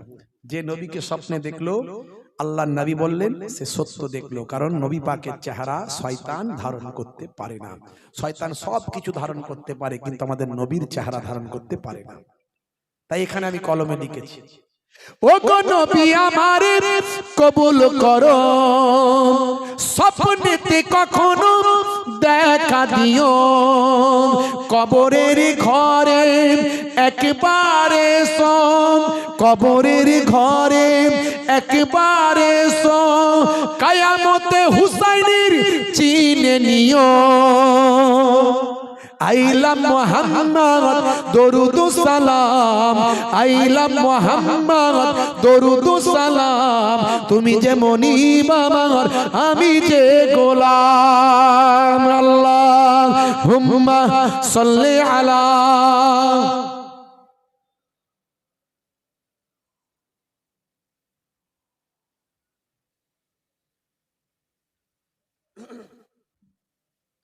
সংক্ষেপ করব ভাই আমার, একটা ছোট্ট নমুনা দিয়ে যাই। যদি আপনি নবীর আশিক হয়ে যান, প্রকৃত আল্লাহ ওয়ালা হয়ে যান, সাচ্চা মুসলমান হয়ে যান, তাহলে আপনি দেশ প্রেমিক হবেন, সাচ্চা দেশ প্রেমিক হবেন, আপনি একজন অনেস্ট মানুষ হবেন, একজন সৎ মানুষ হবেন। হে তরুণ যুবকেরা, হে আমার বন্ধুরা, হে আমার মুরব্বিয়ানেরা, শুনে রেখে দিন বাবা, জেনে রেখে দেন। হে মুসলমান একটু লক্ষ্য করুন, কি কথা আপনাদের মাঝখানে বলবো, একটা ছোট্ট নমুনা আপনাদের মাঝখানে দিই। কেসিয়াস কেলে নাম শুনেছেন, বিশ্ব হেভিওয়েট 3 বার চ্যাম্পিয়ন, মুষ্টিযোদ্ধা। জীবনে কোনোদিন তিনি সিগারেট বিড়ি খেতেন না, কিন্তু পকেটে দেশলাই নিয়ে ঘুরতেন। কেন জানেন? এই তথ্যটা আমি দিয়েছি, আর কেউ দিয়েছে বলে আমার জানা নাই। এ বিভিন্ন জায়গা থেকে বের করতে হয়, খুঁজে, ম্যাগাজিন ট্যাগাজিন থেকে, বুঝতে পারছেন? জীবনে কোনোদিন সিগারেট বিড়ি তিনি খাননি, কিন্তু দেশলাই নিয়ে ঘুরে বেড়ান। কোন কেসিয়াস কেলে? বিশ্ব হেভিওয়েট 3 বার চ্যাম্পিয়ন, মুষ্টিযোদ্ধা। তিনি খুব কালো ছিলেন, কৃষ্ণাঙ্গ, এটা আপনারা জানেন, অজে শুনেছেন। এই কালো মানুষ কিন্তু এত বড় একজন মুষ্টিযোদ্ধাই, বিশ্বে 3 বার চ্যাম্পিয়ন, বিশ্ব চ্যাম্পিয়ন। তার এই খেলা দেখার জন্য, রিংয়ে নামা কুস্তি মুষ্টিযোদ্ধা দেখার জন্য এই আমেরিকা, ব্রিটেন, অস্ট্রেলিয়া, এদের সাদা চামড়া মানে শ্বেতাঙ্গ যারা, এই শ্বেতাঙ্গরা তার খেলা দেখার জন্য অনেক টাকা খরচা করে, কিন্তু এই কালো মানুষ বলে তারা তাকে ঘৃণা করত। তিনি যেখানে থাকতেন তারা সেখানে থাকতো না, তিনি যেখানে খেতেন তারা সেখানে খেত না। আজও দেখবেন এই অস্ট্রেলিয়ায় বেশ কিছুদিন আগে ভারতীয় একটা মানুষকে নিগ্রহ করা হয়েছিল, মানে লাঞ্ছিত, লাঞ্ছনা করা হয়েছিল, কারণ ভারতের মানুষকে তারা কৃষ্ণাঙ্গ মনে করে, কালো মনে করে, আমাদেরকে কালো মনে করে। তাহলে সুদানের মানুষ, সাউথ আফ্রিকার মানুষ, আপনার কি বলবো, সেনেগালের মানুষ, তাদেরকে তাহলে কত কালো, বুঝতে পারছেন? হে তরুণ যুবকেরা, হে আমার বন্ধুরা, হে আমার মুরব্বিয়ানিরা, শুনে রেখে দিন বাবা, জেনে রেখে দেন, কেসি আজকালে বিশ্ব হেভিওয়েট 3 বার চ্যাম্পিয়ন, মনে তার অনেক দুঃখ। আমার খেলা দেখার জন্য এরা এত টাকা ব্যয় করেন, কিন্তু আমি কালো বলে আমাকে তারা বড় ঘৃণা করে, কৃষ্ণাঙ্গ বলে, মনে তার বড় কষ্ট। এক সময় জানতে পারলেন আল্লাহর নবী আখিরি জামানার পয়গম্বর জনাবে মুহাম্মদুর রাসূলুল্লাহ, দয়ার নবীর একজন কালো ফলোয়ার ছিল, সাহাবী ছিল। হে তরুণ যুবকেরা, আল্লাহর নবীর একজন কালো সাহাবী ছিলেন। সেই সাহাবীর নাম হলো হযরতে আসওয়াদ আমসি রাদিয়াল্লাহু তাআলা আনহু। তাকে আরবের মানুষ ডারকাক বলতো, গোরাব বলতো। দীর্ঘদিন তার বিয়ে হচ্ছিল না ওই সাহাবীর। আল্লাহর নবী জিজ্ঞাসা করলেন, হে আসওয়াদ আমসি, তোমার বিবাহ কেন হচ্ছে না, বিয়ে কেন করছো না? সেই সময় মনের দুঃখের কথা তিনি যখন বললেন, আল্লাহর নবী বললেন, তবে শোনো, আমি তোমার বিয়েটা মদিনার সুন্দরী হুরে মদিনার, মদিনার সবচেয়ে বড় সুন্দরী নারী, তার সঙ্গে তোমার বিবাহ দিয়ে সারা পৃথিবীর মানুষকে বার্তা দিতে চাই, ইসলামের মধ্যে কালো আর সাদা, ফর্সা আর কালো, কৃষ্ণাঙ্গ শ্বেতাঙ্গর কোনো পার্থক্য না। জোরে হবে না? কেসিয়াস কেলে বলেন, এই ঘটনা যখন আমি বইয়ে পড়লাম, আমার অজান্তে আমার চোখ দিয়ে অশ্রু বিসর্জন হলো। আমি বুঝতে পারলাম আমি আমার ওস্তাদ পেয়ে গেছি, আমি আমার লিডার পেয়েছি, আমি আমার নেতা পেয়েছি, যে তার ফলোয়ারকে কখনো ছেড়ে যায় না, যে তার ফলোয়ারের দুঃখ কখনো দূর করে না, এমন হয় না। আমি যোগ্য নেতা পেয়েছি, আমার মতো একটা ক্ষুদ্র মানুষকেও আমার লিডার মনে রেখেছে। আমি কালো, আমি কষ্ট পাচ্ছি, আর আমার নবী আমার কষ্ট দূর করছেন। কালোর সঙ্গে সুন্দরীর বিবাহ দিতে চান, পৃথিবী থেকে কালো আর ফর্সা, কৃষ্ণাঙ্গ আর শ্বেতাঙ্গদের বিভেদ পার্থক্য দূর করতে চান। কেসিয়াস কেলে বলেন, ইনি আমার গুরু হবেন না তো আবার কি হবে, ইনি আমার লিডার হবেন না তো আবার কি হবে। সেই দিনই প্রফেট মুহাম্মদুর রাসূলুল্লাহ সাল্লাল্লাহু আলাইহি ওয়াসাল্লামকে বিশ্বগুরু, বিশ্ব লিডার, ভাই আমার মহান নায়ক হিসেবে সম্মান দিয়ে নবীর শিষ্য হয়ে কালেমা পড়ে বিশ্ব নবীর শিষ্য হয়ে মুহাম্মদ আলী কেলে হয়ে গেলেন। জোরে হবে না? জোরে হবে না? এইভাবে ইসলাম ছড়িয়েছে, তলোয়ারের দ্বারাই নয়। এক হাতে তলোয়ার, এক হাতে কোরআন। মিথ্যা কথা, ভণ্ডদের ভণ্ডামি এগুলো, তারা এগুলো প্রচার করে। ভাইরা আমার, তরুণ যুবকেরা আমার, জোর করে ইসলাম হয় না, জোর করে ধর্ম হয় না। লা ইকরাহা ফিদ্দীন, ধর্মে কোনো জবরদস্তি নাই, জোর করে কাউকে ধার্মিক বানানো যায় না। ধর্মটা হলো আপন মনের জিনিস, ভালোবাসার জিনিস, অন্তর থেকে পালন করার জিনিস। বুঝতে পারছেন? এত সহজ নয়। হে তরুণ যুবকেরা, তারপর থেকে দেখা গেল তিনি তার জীবনটাকে আল্লাহ এবং রাসূলের নির্দেশনা অনুযায়ী তিনি পরিচালনা করলেন। হে তরুণ যুবকেরা, যতদিন তিনি বেঁচে ছিলেন ভালো ভালো কাজ করতেন, মানুষের সেবা করতেন, মানুষের বিপদে দাঁড়াতেন, জাতি ধর্ম বর্ণ নির্বিশেষে মানুষের পাশে তিনি দাঁড়িয়ে যেতেন। শিক্ষার জন্য অনেক কাজ করেছেন, তার জীবনে যত ইনকাম ছিল সব শিক্ষার ক্ষেত্রে তিনি ব্যয় করেছেন। আর সর্বদা তিনি আল্লাহ এবং রাসূলের নির্দেশ মেনে চলতেন। 5 ওয়াক্ত নামাজ তিনি পড়েছেন, রাসূলের সুন্নত গুলো মানার চেষ্টা করেছে। বন্ধুরা আমার, তরুণ যুবকেরা, তাকে তার ভক্তরা জিজ্ঞাসা করলো, স্যার, অনেকে প্রশ্ন করে, আপনি তো সিগারেট বিড়ি খান না, পকেটে দেশলাই কেন থাকে?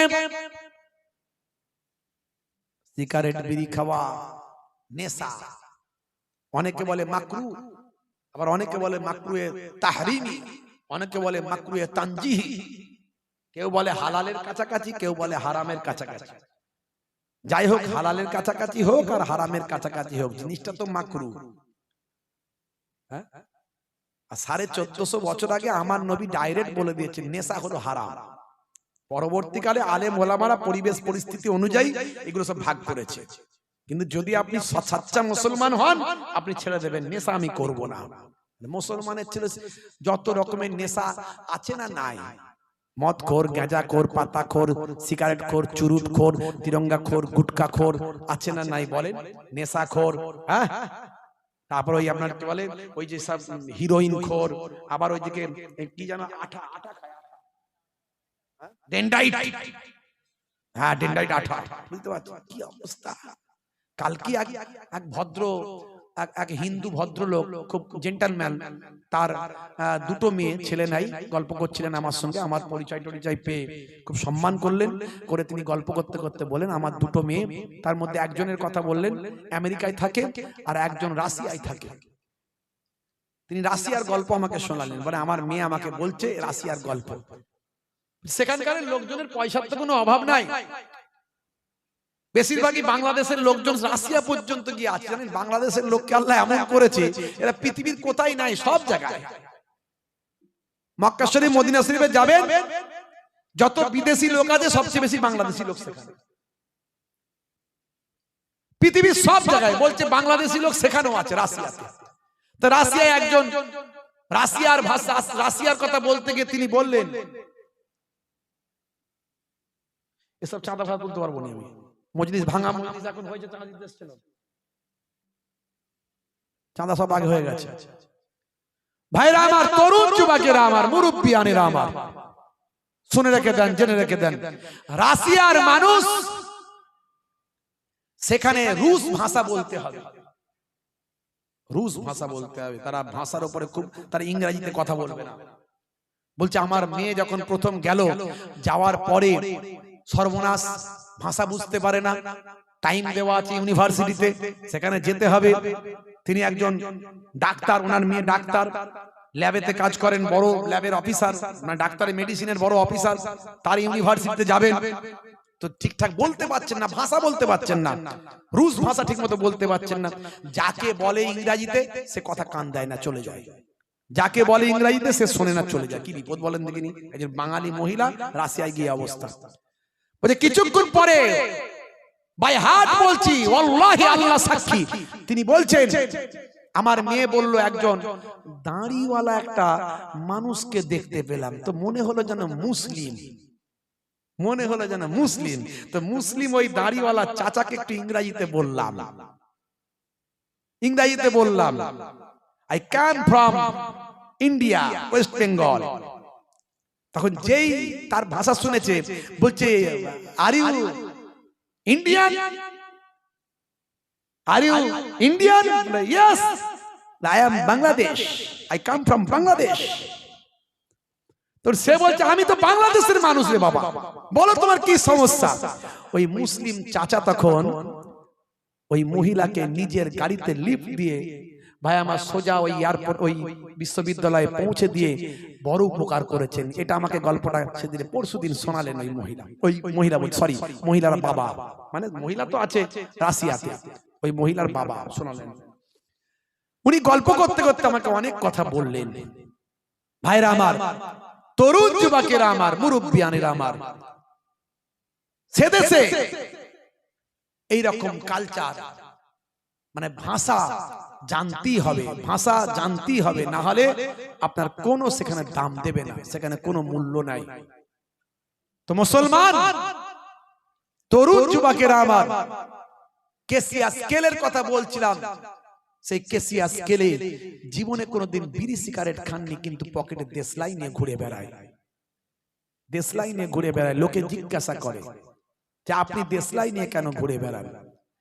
হে তরুণ যুবকেরা, হে আমার বন্ধুরা, শুনে রেখে দিন বাবা, জেনে রেখে দেন।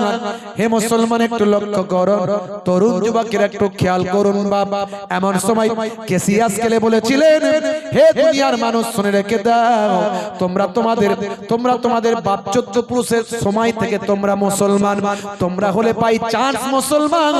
আর আমি কেসিয়া স্কেলে মোহাম্মদ আলী কেলে, আমি হলাম বাই চয়েস মুসলমান। মুসলমান, হে তরুণ যুবকেরা, মুসলমান আজকে নেশাখোর, পাত্তাখোর, গাঁজাখোর আছে। যে কথাটা বলতে গেলাম, উনি বললেন আমার মেয়ে বলছে সে দেশের মানুষ এত পয়সাওয়ালা, তাদের কাজ করা লাগে না, তাদের সব বাংলাদেশের মানুষ, অন্যান্য জায়গার মানুষ এসে সে দেশে কাজ করে, আর ও দেশের মানুষগুলো এত বড় বড় নেশাখোর, আপনি ভাবতে পারবেন না। বলছে এক একটা জায়গা রাউন্ড দেওয়া আছে, সেখানে পুলিশ আসবে না, ওটা নেশা করারই জায়গা, ওটা নেশা করারই জায়গা। ওখানে আসবে যে যার হিরোইন খাওয়ার হিরোইন খাবে, কেউ ইনজেকশন নেওয়ার নেবে, কেউ কেউ ওই আপনার কি বলে ওই যে ডেনডাইট আটা খাওয়ার খাবে, যার যেমন নেশা। বলছে ঘর থেকে গাড়ি করে ওখানে নিয়ে এসে ছেড়ে দেয়, আবার যখন যাওয়ার প্রয়োজন হয় একটু নেশাটা কাটলে টাললে যদি মোবাইল করে ডেকে নেয়, চলে এসো আমার নেশা হয়ে গেছে চলে যাব, তখন আবার নিয়ে যায়। বুঝতে পারছেন, নেশা করার এলাকা। কিন্তু শুনে অবাক, বলেন কি মশাই? বলে হ্যাঁ, আমার মেয়ে বলেছে আমাকে। বাবা জানো না ওখানকার কি সিচুয়েশন, পয়সার অভাব নাই, লেখাপড়ার অভাব নাই, শিক্ষার অভাব নাই, কিন্তু লোকগুলো হতাশায় ভুগছে, মানসিক স্বস্তি নাই, নেশা করে দিন কাটায়। বড় বড় ধনী লোক, বড় বড় এডুকেটেড লোক, বলছে কেউ কেউ ওখানে এসে দিন রাত থাকে ওখানে। আমাদের এখানে যেমন সেই পথহারা পথ ভোলা কিছু পাগল ছাগল লোক রাস্তায় পড়ে থাকে, ওই রকম পড়ে থাকে। বলছে ওইখানে ওদের সংসার ধর্মের মতো সব বাচ্চা কাচ্চা নিয়ে ওইখানেই আছে, নেশা করছে শুধু। পয়সার অভাব নাই তো, ঘর থেকে খাবার দিয়ে যায়, খেয়ে নাই, কেউ খাইয়ে দিল খেলো, নাহলে নেশা করে করে চললো। এখন আবার মরে গেল, চলে গেল। 1450 বছর আগে আল্লাহর নবী বলেছেন নেশা হারাম। এরপরেও কিছু মুসলমানের ছেলে নেশা করে আছে না নাই? আসলে এরা সাচ্চা মুসলমান হতে পারেনি। ভালো চলছে, ধান্দা খাচ্ছে, রজনীগন্ধা আছে না নাই? কারবারে অশান্তি, চালাচ্ছে শান্তি, মন করবে কমল, খাচ্ছে ওরা বিমল, যেখানে বসবে সেখানটা চষে দিয়ে বেরিয়ে যাবে, পুচ পুচ পুচ পুচ। আমি বলি 12 বছর ঘাস জন্মাবে না, 12 বছর ঘাস জন্মাবে না। মুসলমানের ছেলে হাই রে হাই, জিভ ঠোঁট দাঁত সব এক, হুজুর তাকবীর দিচ্ছে না, আল্লাহু আকবার আস্তে করে বলছে, বড় করে হাঁ করতে পারে না, আছে না নাই? আমি মাঝে মাঝে ভাবি আমার এত গ্যাস লাগে, এদের মুখের গন্ধ লাগে এই তিরঙ্গা গুটকা এইসবে, তো এদের বউগুলো টেকে কি করে? তারপরে বুঝতে পারি যে আমরাই তো ওয়াজে বলি স্বামীর পায়ের তলায় স্ত্রীর জান্নাত, তা আমাদের মায়ের আর কি করবে? তারা যতই যাই হোক না কেন, স্বামীকে স্বামীর মর্যাদাটা দেয় মুসলিম ঘরে। মুসলিম ঘরের ছেলেরা বাপকে বাপকে বাপ মাকে যতই যাই হোক বাপ মায়ের মর্যাদাটা দেয়, বাবু বললে হবে না। তার প্রমাণ আজও বৃদ্ধাশ্রমগুলো গিয়ে দেখুন, মুসলিম বৃদ্ধ বৃদ্ধাদেরকে পাবেন না, পাবেন না। আর সবচেয়ে খারাপ দেশ হয়ে গেছে এই বাংলাদেশটা। এত মুসলমান ওখানে বাস করে, এত ওয়াজ হয়, এত জলসা হয়, বলতে লজ্জা লাগে। একটা দেশের বদনাম করা উচিত নয়, করব না, কিন্তু মিডিয়ায় দেখি কত রকমের যে ওখানে মদ পদ দল মদ বোঝা মুশকিল। বুঝতে পারছেন ভাইরা আমার, তরুণ যুবকেরা আমার, কত রকমের জেকের হচ্ছে। জেকের শুনলে মাথা খারাপ। জেকের করতে করতে স্টেজের ভাই আমার প্যান্ডেলের ওপর দিয়ে উঠে প্যান্ডেল ভেঙে বাঁশ ভেঙে ভাই আমার ওদিক থেকে উঠে ছুটে এসে হুজুরের কাঁধের উপর দিয়ে হুজুরকে নিয়ে টিপালি খেয়ে গেল। আছে না? কত ভণ্ডামি যে দেখবো আল্লাহ বাংলাদেশের। একজন মাওলানা সাহেব ওয়াজ করছে, বলছে একটা পীর সাহেব মজলিসে ঢুকে পড়েছে, কিছু লোক তার ভক্ত আছে, পীর সাহেব ঢুকেছে, পীর সাহেব ঢুকেছে। মাওলানা সাহেব বলছে পীর সাহেবের দিকে তাকিয়ে দেখি সারা শরীরটায় এক চুল কাপড় নাই, পুরো ন্যাংটো। বলছে কি পীর সাহেব রে? বলছে আমাদের ন্যাংটা বাবা। সর্বনাশ করেছে। বাস্তব বলছি, গল্প বলছি না, বানানো কথা বলছি, ভাববেন না। মাওলানা সাহেব বলছে এ আবার ন্যাংটা বাবা কোথায়? তারাও পাগল ঢুকেছে, তারাও পাগল ঢুকেছে, পাগল তারাও মজলিসে ন্যাংটা মেয়ে ছেলে পুরো দিক ওদিক আছে কি? তখন পীর সাহেব বলছে মাওলানা সাহেব দাঁড়ান দাঁড়ান দাঁড়ান, আস্তে আমার কথাটা শোনে। কথা বলছে আপনি আমাকে এই অবস্থায় দেখে আপনি এসব কথা বলছেন, তারান তারান পাগল ছাগল, আপনি জানেন না, আপনি বোঝেন না, আপনি কি আমাকে অপমান করছেন? আপনার আমার সম্পর্কে জ্ঞান নাই। আপনি যেটা দেখে এরকম করছেন সেটা হলো আমার আলিফ। সেটা কি আলিফ? আলিফ বোঝেন তো নাকি? আরবিতে আলিফ বা তা সা পড়েছে ছোটবেলায় পড়েছেন নাকি? কি জি, ওটা হলো আলিফ। মৌলানা সাহেব তো বিরাট বেকায়দায় পড়ে গেছে, বলে কি রে, এ বলে কি?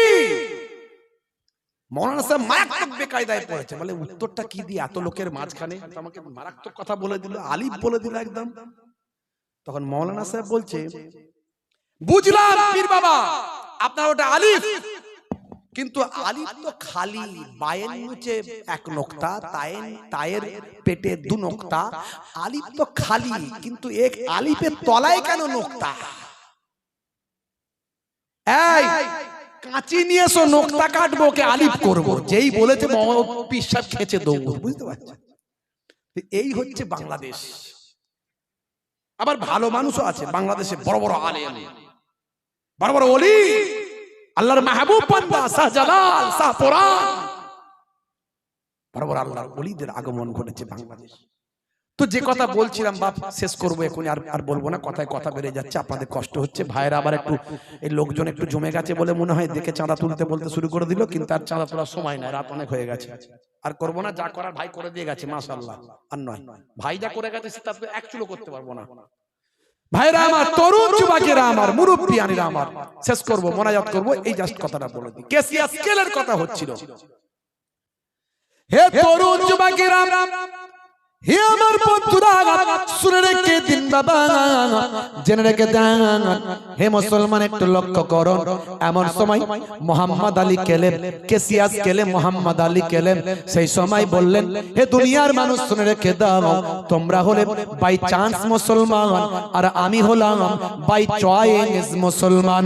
শুনে রেখে দাও, জেনে রেখে দাও, তোমরা সহজে ইসলাম পেয়েছো, বাপ 14 পুরুষের পক্ষ থেকে তোমরা ধর্ম পেয়েছো, আর আমি অনেক কষ্ট করে নবী পেয়েছি, আমার লিডার পেয়েছি, আমি কোরআন মাজিদ পড়েছি, আমি নবীর জীবনী পড়েছি, বিশ্ব নবীর আদর্শ মেনেছি, অনেক কষ্ট করেছি, অনেক কষ্ট ঘাত প্রতিঘাতের পরে মানসিক শান্তি পেয়েছি, আমি আজকে দিন পেয়েছি, আজকে আমি প্রাউড ফিল করছি, গর্বিত হয়েছি।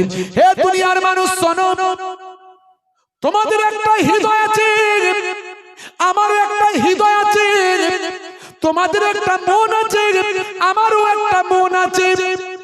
তোমাদের হৃদয় মাঝে মাঝে তোমাদেরকে গোনার দিকে ধাবিত করতে চায়, পাপ কাজের দিকে তোমাদের হৃদয় ধাবিত করতে চায়।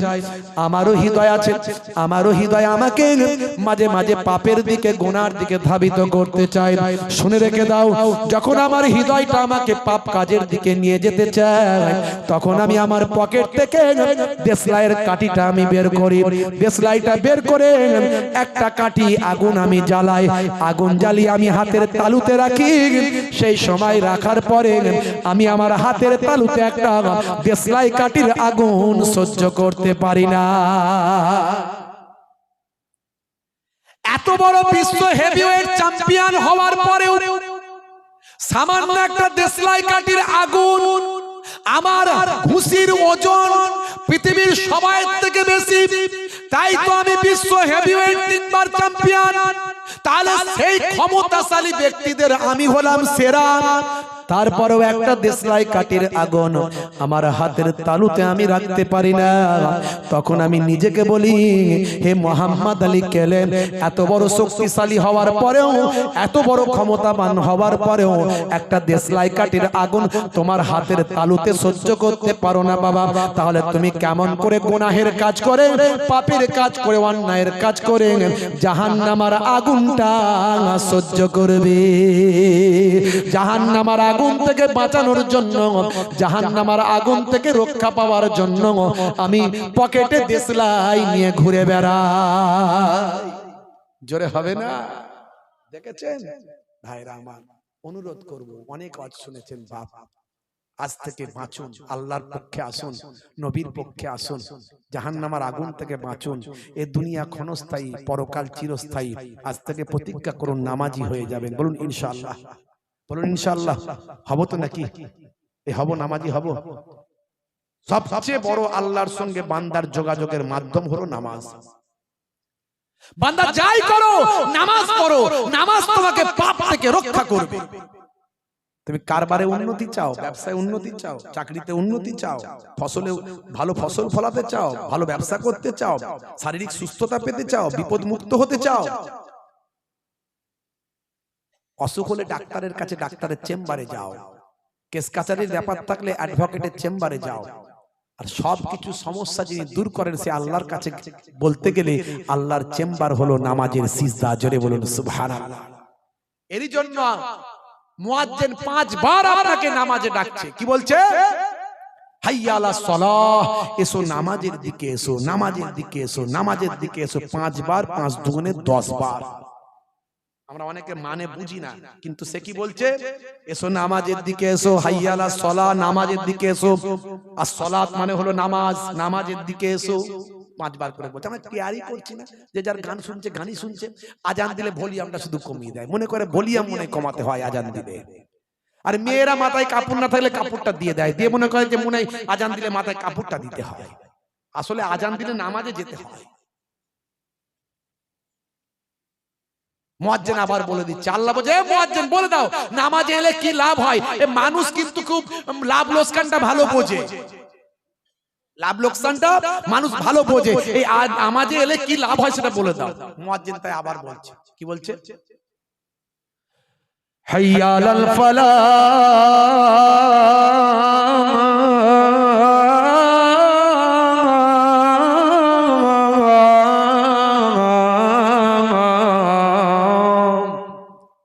নামাজ এলে আমি আল্লাহ তোমাকে কামিয়াবি দান করে দেব। জোরে হবে না? তাহলে আজ থেকে আমরা কামিয়াবি পেতে চাই। সবাইরই দুঃখ যন্ত্রণা কষ্ট বিপদ আপদ, রুজি রোজগার, ছেলে মেয়ে আলাওলাদ আছে তো নাকি? তাহলে আল্লাহর কাছে শান্তি যদি পেতে চাই নামাজ পড়তে হবে। কি পড়বো তো নাকি? বলেন ইনশাআল্লাহ। বলুন না পড়বো? আরে বলুন না ভাই। দুনিয়া কদিনের? ভারতবর্ষের স্বাস্থ্য বিশেষজ্ঞরা বলছেন গড় আয়ু 60, 40 হয়ে গেলে আর 20 বছর বাঁচবেন, 50 হয়ে গেলে 10, আর 60-এর জায়গায় 70 যদি হয় 10 বছর এক্সট্রা খেলছেন। মানে সবসময় ইবাদতই করে যান, আপনার দায়িত্ব করা উচিত। আপনি ফ্রি হিটে ছক্কা মারুন, শুধু ফ্রি হিটে ছক্কা মারুন শুধু। তবে হ্যাঁ, সবই যে 60 বছর গড়াবে তা নয়, মায়ের পেটেও মারা যাচ্ছে, 1 বছর 2 বছরে চলে যাচ্ছে। কিন্তু আপনার আমার দায়িত্ব মাথায় রাখতে হবে, অল্প দিনের জিন্দেগি। আমরা নামাজি হব, বলুন ইনশাআল্লাহ, বলুন ইনশাআল্লাহ। আচ্ছা একটু হাত তুলুন তো, কারা কারা নামাজি হবেন দেখে নি একবার। ক্যান্সার হতে পারে, কিন্তু আবার বলছি প্যারালাইসিস হতে পারে, হার্ট অ্যাটাক হতে পারে, স্ট্রোকে মৃত্যু হতে পারে, অ্যাক্সিডেন্টে মরে যেতে পারেন। এই যারা হাত তুলুন, হাত তুলুন, যারা হাত তুলুন, হাত তুলুন। নারে তাকবীর, নারে তাকবীর। ময়নালী গ্রামের ইসালে সওয়াব, ময়নালী গ্রামের ইসালে সওয়াব, সিলসিলা ফুরফুরা শরীফ, সিলসিলা হক মুজাদ্দিদুজ জামান, বসিরহাট মাওলানা বাগ দরবার শরীফ, পীরনগর হরিণখোলা দরবার শরীফ। নারে তাকবীর। কর্মী বৃন্দ, শ্রোতা বৃন্দ, গ্রামবাসী বৃন্দ, মাশাআল্লাহ মাশাআল্লাহ। বান্দা নামাজ পড়ো, আঁকড়ে ধরো, ছেড়ো না নামাজ এর জীবনে, করোনা কাজা হবে যে সাজা, দোজখ ঠিকানা খিরাতে, দোজখ ঠিকানা খিরাতে। ফজর গেল ঘুমে ঘুমে, জোহর বেলাতে কাজ, আসর গেল তাসার আড্ডায়, মাগরিব হেলা ফেলাই। ফজর গেল ঘুমে ঘুমে, জোহর বেলাতে কাজ, আসর গেল তাসার আড্ডায়, মাগরিব হেলা ফেলাই। নামাজ তোমার সঙ্গের সাথী, নামাজ হলো গোরের বাতি, নামাজ বিনা এই দুনিয়া সবই যে বৃথা। বান্দা নামাজ পড়ো, আঁকড়ে ধরো, ছেড়ো না নামাজ জীবনে করোনা কাজা হবে যে সাজা দোজখ ঠিকানা কি রাতে দোজখ ঠিকানা কি রাতে আল্লাহ রাব্বুল আলামিন আমাদের দোজখে আখিরাতের জাহান্নামের দোজখের ঠিকানা থেকে আমাদের হেফাজত করেন বলুন আল্লাহুম্মা আমিন বলুন আল্লাহুম্মা আমিন তাহলে সবচেয়ে বড় ইবাদত নামাজ ইন্নাস সালাতা তানহা আনিল ফাহশাই ওয়াল মুনকার নামাজ আপনাকে অন্যায় অশ্লীলতা অপরাধ থেকে দূরে সরাবে আপনি প্রথমে নামাজি হয়ে যান দেখবেন আস্তে আস্তে পাপ কাজ অন্যায় কাজ আপনার কাছ থেকে সরে যাচ্ছে এটা হলো আল্লাহর নির্দেশ আর নবীর একটা বড় নির্দেশ বলে যায় নবীর বড় নির্দেশ হলো দয়ার নবীর বড় নির্দেশ হলো মুখের দাড়ি মুখের দাড়ি অনেকে দাড়ি রাখতে কিন্তু বোধ করে লজ্জা বোধ করে এখানে এই সেক্টরে কাজ করি ওই সেক্টরে কাজ করি হুজুর আমাকে এইভাবে ডিল করতে হয় এই করতে হয় আরে ভাই এখন বিরাট কোহলির মুখে দাঁড়িয়ে আছে হরভজন সিং এর মুখে দাঁড়িয়ে আছে হ্যাঁ লিওনেল মেসির মুখে দাঁড়িয়ে আছে ভারতের বর্তমান প্রাইম মিনিস্টারের মুখে দাঁড়িয়ে এক্স প্রাইম মিনিস্টারের মুখে দাঁড়িয়ে ছিল হাসিম আমলা তো এত বড় সুন্নতি দাড়ি নিয়ে মাঠ কাঁপিয়ে ঘুরে বেড়ায় নবীর শিষ্য বুঝিয়ে দেয় সারা পৃথিবীকে দেখো হ্যাঁ হাসিম আমলা জুনায়েদ জামশেদ মঈন আলী খান পৃথিবীর কত বড় বড় সেলিব্রিটিরা মুখে দাড়ি রেখেছে হ্যাঁ মুহিবুল্লাহ হুসাইনির মতো যদি দাড়ি রাখতে লজ্জা পান আপাতত ছোট হলেও রাখুন ঈমানি শক্তি বেড়ে গেলে তখন বড় দাড়ি রাখবেন এখন ছোট ছোট হলেও রাখুন something is better than nothing নাই মামার চেয়ে কানা মামা ভালো এই অবস্থায় যদি মরে যান মুনকার নাকির ফেরেশতা বলবে কবরে গেলে মান রব্বুকা দেখতে পাবে নবীর সুন্নাত বলে নবীকে ভালোবাসে মুখে ছোট হলেও দাড়িটা রাখা হতে পারে ওই দাড়িটাই হবে নাজাতের জারিয়া জোরে বলে সুবহানাল্লাহ জোরে হবে না দুটো কাজ এত আলোচনা শুনলেন ওলামা হযরতরা ওয়াজ করেছেন ভাই ওয়াজ করে গেছেন আমার মামাতো ভাই জি হ্যাঁ আবার আলেম ওলামারা করেছেন ইমাম সাহেবরা করেছেন মাওলানা সাহেবরা করেছেন কত আলোচনা হয়েছে মাশাআল্লাহ সারা দিন ধরে কত মানুষ ছিল এখানে যাক কিছু মানুষ যে এসে হাজির হয়েছে আলহামদুলিল্লাহ প্রত্যেককে আমি থ্যাঙ্কস জানাই ধন্যবাদ জানাই আর মহান স্রষ্টার কাছে শুকরিয়া জ্ঞাপন করি যে কিছু মানুষ পেয়েছি একটু আলোচনা হলো একবারে শেষের দিকে ভাই বলেছেন নালে আগে বললে হয়তো চাঁদাপত্রের কথা বলতাম অলরেডি প্রায় 12:30টার কাছে বাজছে যখন বললেন প্রায় 12টা বাজছে তখন আর চাঁদাপত্র তোলার মতো পজিশন ছিল না তো যাই হোক ভাই নিশ্চয় তুলে দিয়ে গেছেন কোনো অসুবিধা নাই আল্লাহ করে যাই হোক প্রত্যেকে 3 বার সূরা ফাতিহা 3 বার সূরা ইখলাস কুল হুয়াল্লাহু শরীফ 3 বার দরুদ শরীফ পাক তেলাওয়াত করেন আখিরি মোনাজাত হবে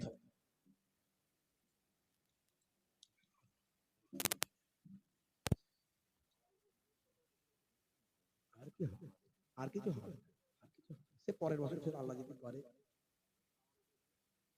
আর কি করব আমি করতে পারি আগে বলতে হতো আর এখন আর আগে বলতে হতো এখন আমি কি করব 10 মিনিটে বলো তোমরা দাও কে দেবে বলো 50 কেজি চাল দাও বলো আছে অত তো আমি সেই ওয়াজ করে করে বলতে পারবো না চাল দিলে এই সব হবে গো ওই নবীর সঙ্গে জান্নাতে যাবে গো এই বলতে বলতে তো আমার আধ ঘন্টা লেগে যাবে তারপরে আবার চাইবো কিন্তু আমি ডাইরেক্ট চাইছি দাও আমাকে আগে বলতে হতো তোমরা 10টার সময় বলতে পারতে 10:30টার সময় একটু চাঁদা তুলতে হবে তখন তো লোক ছিল 15টা এই শুধু ইউটিউব ওয়ালারা বসছিল তো বলেন এবারে 50 কেজি চাল হবে কেউ বলেন না নালে বলুন ভাইরা বলবে হুজুর আপনি চাইলেন কই বলেন তুমি 10 মিনিট বলে দিচ্ছি চান একটু দেন 50 কেজি চাল হবে 25 কেজি চাল হবে এভাবে বললে তো হবে না আমি জানি চাঁদা তুলতে গেলে 1 ঘন্টা সময় লাগে মিনিমাম বুঝতে পারছেন আপনারা যারা দেননি দেবেন আমি সবাইকে বলবো আপনারা সহযোগিতার হাত বাড়াবেন বুঝতে পারছেন আপনারা সহযোগিতার হাত বাড়াবেন এইরকম দিনের কাজ ভালো কাজ এই যে কত কথা শুনতে পেলেন বলুন তো এই যদি ঠিকঠাক ভাবে এরা কেটে কুটে ছাড়ে এর দ্বারা অনেক মানুষের উপকার হবে কিন্তু এরা ছাড়বে বলে মনে হয় না এরাই ওয়াজ ছাড়বে ঘটনা তোমরা চ্যানেল তৈরি করো তোমাদের চ্যানেল চলবে না 5000 4000 করে ভিউ হবে আমি লিখে রাখো বলে দিচ্ছি সেসব সময় পার হয়ে গেছে ওয়াজের সময় এখন কারেন্ট অ্যাফেয়ার্স গুলো তৈরি করো কারেন্ট অ্যাফেয়ার্স নতুন নতুন পাবে প্রত্যেকদিন নতুন নতুন হুজুরদের কারেন্ট অ্যাফেয়ার্স গুলো নাও ছাড়ো ভালো চলবে আর যারা এখন মিডিয়া লাইনে চলে গেছে ওরাও তো বিক্রি হয়ে গেছে সব বেশিরভাগই শুধু ওই পার্টির লোকের বক্তব্য ছাড়া আর কিছু ছাড়ে না মিলিয়ে নেবেন ম্যাক্সিমাম মিডিয়া গুলো এখন সব এক এক জায়গায় সব বিক্রি হয়ে গেছে আমরা জানি তো ভাই তাদের সব জায়গা থেকে টাকা আসে আর তারও না চলবে না, উপায় নাই, কি করবে? বুঝতে পারছো? তো তোমরা এক কাজ করো, তোমরা এই ভালো ভালো বক্তা আলেম ওলামাদের এই কারেন্ট অ্যাফেয়ার্স নিয়ে যেগুলো বলে সেগুলো তোমরা কাটিং করে ছাড়ো, দেখবে মিলিয়ন মিলিয়ন ভিউ হয়ে যাবে তোমাদের। আমি বলছি, কথা দিচ্ছি, ভিড় হবেই হবে। 10 মিনিট 15 মিনিটের বক্তব্য রাখবে, আর এই এতক্ষণে 1.5 ঘন্টার বক্তব্য লোকে ওয়াজ চালিয়ে কত ওয়াজ শুনবে? ওয়াজ শোনার সময় পার হয়ে গেছে। রাতের বেলা লোকে ওয়াজ চালিয়ে দিয়ে ঘুমিয়ে যায়, 15 মিনিট শুনতে শুনতে ঘুমিয়ে গেল, 1.5 ঘন্টা মুহিবুল্লাহ হুসাইনের ওয়াজ এমনি হয়ে গেল, ফাঁকা, কেউ শুনলই নি, ফারিস্তারা শুনলো। বুঝতে পারছেন? তো ভাইরা আমার, যাই হোক, 25 কেজি চাল হবে ভাবছি, একটু বলেন না। তাবারুক একজন একটু বলছে ভাইরা হবে 25 কেজি।